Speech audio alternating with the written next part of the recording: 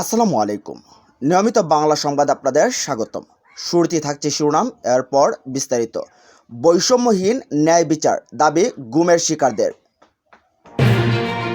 আর থাকছে গুমে জড়িত সেনা কর্মকর্তাদের বিচার জবাবদিহিতা নিশ্চিতে গুরুত্বপূর্ণ পদক্ষেপ।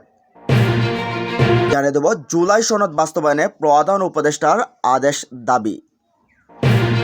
এবং সবশেষ জানিয়ে দেব গণভোটে রাজি হলেও বিএনপি জটিলতা তৈরির চেষ্টা করছে বলছে জামায়াত। এতক্ষণ শুনছেন সংবাদ শিরোনাম, এবার জানুন পড়ে বিস্তারিত। আওয়ামী লীগের 15.5 বছরের শাসনামলের বিভিন্ন সময়ের গুমের শিকার ভুক্তভোগীরা বৈষম্যহীন ন্যায় বিচারের দাবি জানিয়েছেন। সেই সঙ্গে বিদেশে পালিয়ে থাকা আসামিদের ইন্টারপোলের মাধ্যমে গ্রেফতার করে দেশে এনে বিচারের মুখোমুখি করার দাবি জানান তারা। গতকাল বুধবার আন্তর্জাতিক অপরাধ ট্রাইব্যুনালে মানবতা বিরোধী অপরাধের মামলায় অভিযুক্ত 15 সেনা কর্মকর্তা হাজিরার পরে দেওয়া প্রতিক্রিয়ায় তারা এসব কথা বলেন।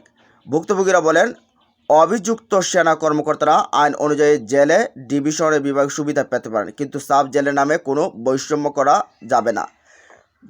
ট্রাইব্যুনাল প্রাঙ্গণে প্রতিক্রিয়া জানান গুমের ভুক্তভোগী ও সাবেক সেনা কর্মকর্তা ব্রিগেডিয়ার জেনারেল অবসরপ্রাপ্ত আবদুল্লাহিল আমান আজমি, লেফটেন্যান্ট কর্নেল অবসর হাসিনুর রহমান, ব্যারিস্টার মীর আহমেদ বিন কাসেম আর রহমান, বীর মুক্তিযোদ্ধা ইকবাল চৌধুরী, পররাষ্ট্র মন্ত্রণালয়ের সাবেক সচিব ও রাষ্ট্রদূত মারুফুজ্জামান প্রমুখ।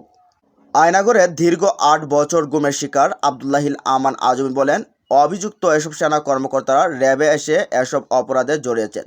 তাদের সংখ্যা 1% নয়। তাই তাদের অপকর্মের জন্য পুরুষ সেনাবাহিনীকে জড়িয়ে নিন্দা করা সমীচীন নয়। এর দায়ভার পুরুষ সেনাবাহিনীকে দেওয়া যাবে না। মানবতা বিরোধী অপরাধে জড়িতদের কঠোর ও দৃষ্টান্তমূলক শাস্তি দাবি করে সাবেক এ সেনা কর্মকর্তা বলেন, যারা ভবিষ্যতে রাষ্ট্রপ্রধান, সরকার প্রধান ও বিভিন্ন বাহিনীর প্রধান হবেন, তাদের একটা বার্তা দিতে চাই। অন্যায়, জুলুম ও মানুষের অধিকার লঙ্ঘন করে কেউ পার পেতে পারে না। সব অপরাধীকে বিচার পেতে হবে। তবে আমি এটিও দৃঢ়ভাবে বলতে চাই, তারা সুবিচার পাক। তাদের যা বক্তব্য তারা যেন তা বলতে পারে।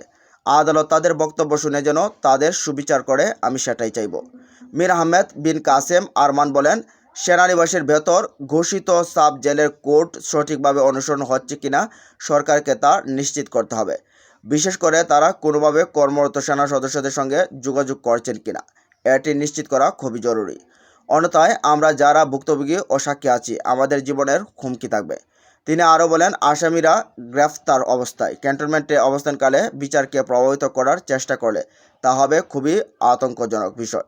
তাই জেল কোড সঠিকভাবে অনুসরণ করতে হবে।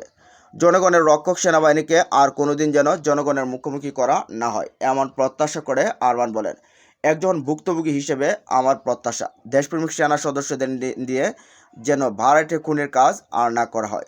আমাদের সার্বভৌমত্বের রক্ষক সেনাবাহিনী যেন আর কোনোদিন কোনো শক্তির পুতুল না হয়ে যায়, সেটা এ বিচারের মাধ্যমে নিশ্চিত হবে বলে আমার বিশ্বাস। হাসিনুর রহমান বলেন, আসামিদের ব্যাপারে বৈষম্য করা ঠিক হবে না। অন্য আসামিদের মতোই তাদেরও জেলে রাখতে হবে, যেমনটা রাখা হয়েছে গ্রেপ্তার করা আসামি সাবেক আইজিবি চৌধুরী আবদুল্লাহ আল মামুনকে। প্রয়োজনে তাদের ডিভিশন দেওয়া যেতে পারে। অভিযুক্তদের ব্যাপারে বীর মুক্তিযোদ্ধা ইকবাল চৌধুরী বলেন, তারা এসেছেন এবং তাদের কারাগারে পাঠানো হয়েছে। বাকি যারা বিদেশে আছেন তাদেরকে ইন্টারপোলের মাধ্যমে ধরে এনে হাজির করা হোক, এটাই আমার দাবি। পররাষ্ট্র মন্ত্রণালয়ের সাবেক সচিব ও রাষ্ট্রদূত মারুফ জানান, আজকে আমরা এই দিনটা দেখতে পারছি, এটা আমাদের কারণে, আপনাদের কারণে, দেশের মানুষের চাপের কারণে। তিনি বলেন, আরও অনেক অপরাধী মুক্ত আছে আমাদের মামলার সবার সঙ্গে। ওদের অভিযুক্ত সেনা কর্মকর্তারা যেন প্রিজন ভ্যানে না এনে এসি রুমে না রেখে অফিসার্স মেসের খাবার না খাইয়ে আমাদের যেভাবে রাখা হয়েছিল সেভাবে যেন রাখা হয়, কারণ তারা মানবতা বিরোধী অপরাধ করছে। এদিকে অ্যামনেস্টির বিবৃতি, গুমে জড়িত সেনা কর্মকর্তাদের বিচার জবাবদিহিতা নিশ্চিতের গুরুত্বপূর্ণ পদক্ষেপ। মানবতা বিরোধী অপরাধের 3 মামলায় অভিযুক্ত বাংলাদেশ সেনাবাহিনীর 15 কর্মকর্তাকে আন্তর্জাতিক অপরাধ ট্রাইব্যুনালের মাধ্যমে বিচারের আওতায় আনার সিদ্ধান্তকে স্বাগত জানিয়েছে আন্তর্জাতিক মানবাধিকার সংস্থা অ্যামনেস্টি ইন্টারন্যাশনাল। বুধবার সংস্থাটির বিবৃতিতে তারা অন্তর্বর্তীকালীন সরকারের এই সিদ্ধান্তকে স্বাগত জানায়। বিবৃতিতে সংস্থাটি বলেছে, এটি প্রথমবারের মতো বাংলাদেশের সামরিক কর্মকর্তাদের গুমের ঘটনায় আনুষ্ঠানিকভাবে অভিযুক্ত করার দৃষ্টান্ত, যা জবাবদিহিতা ও অভিযোগকারীদের জন্য ন্যায় বিচার নিশ্চিতের গুরুত্বপূর্ণ পদক্ষেপ।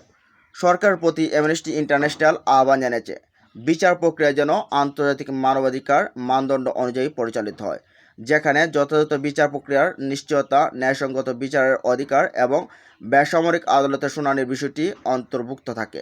একই সঙ্গে সংস্থাটি আরও বলেছেন, আন্তর্জাতিক আইনের অধীনে বাংলাদেশের অঙ্গীকারের সঙ্গে সামঞ্জস্য রেখে বিচারে যেন মৃত্যুদণ্ড প্রয়োগ থেকে বিরত রাখা হয়। অ্যামনেস্টি উল্লেখ করেছে, মামলাটির ঐতিহাসিক গুরুত্ব আছে, কারণ এটি প্রথমবারের মতো সক্রিয়ভাবে দায়িত্বে থাকা বাংলাদেশ সেনাবাহিনী কর্মকর্তাদের গুম ও নির্যাতনের মতো অপরাধের অভিযোগ বেসামরিক ট্রাইব্যুনালে হাজির করা ঘটনা। এদিকে জুলাই সনদ বাস্তবায়নে প্রধান উপদেষ্টার আদেশ দাবি। জুলাই জাতীয় সনদ বাস্তবায়নে বিশেষ আদেশ রাষ্ট্রপতি নয়, প্রধান উপদেষ্টার মাধ্যমে জারি করার কথা বলছে বাংলাদেশ জামায়াত ইসলামী ও জাতীয় নাগরিক পার্টি এনসিপি। বুধবার যমুনায় প্রধান উপদেষ্টা ডক্টর মোহাম্মদ ইউনূসের সঙ্গে বৈঠকে এ প্রস্তাব দিয়েছেন দল দুটির নেতারা। এদিন প্রধান উপদেষ্টার সঙ্গে প্রথমে আলোচনা করে এনসিপির আহ্বায়ক নাহিদ ইসলামের নেতৃত্বে 4 সদস্যের প্রতিনিধি দল। পরে জামায়াতের নায়েবে আমির ডক্টর সৈয়দ আবদুল্লাহ মোহাম্মদ তাহেরের নেতৃত্বে 5 সদস্যের প্রতিনিধি দল বৈঠক করেন। বৈঠক শেষে রাষ্ট্রপতির ক্ষমতা ও বিশেষ সাংবিধানিক আদেশ জারির প্রসঙ্গে ডক্টর তাহের বলেন, আইনের ব্যত্যয় না হলে বিশেষ সাংবিধানিক আদেশ জারি করবেন প্রধান উপদেষ্টা। রাষ্ট্রপতি বিশেষ আদেশ দিতে পারেন না।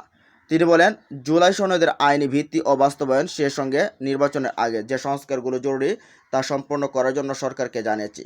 সনদ বাস্তবায়ন নিয়ে অনেক কথা হচ্ছে, আমরা বলছি এটি আদেশ আকারে জারি করার জন্য, কারণ অধ্যাদেশ খুবই দুর্বল। এ বিষয়ে অনেক বিশেষজ্ঞ কমিটির সঙ্গে বসা হচ্ছে, আমরা বসেছি, সরকারও বসেছে, সবাই আদেশের কথা বলছেন। আদেশের ভিত্তিতে গণভোট হবে। নাহিদ ইসলাম বলেন, জুলাই সনদ নিয়ে আমরা একটি সাংবিধানিক আদেশের কথা বলছি, যে আদেশটি ডক্টর ইউনূস প্রধান হিসেবে জারি করবেন। এর অধিকার রাষ্ট্রপতির নেই।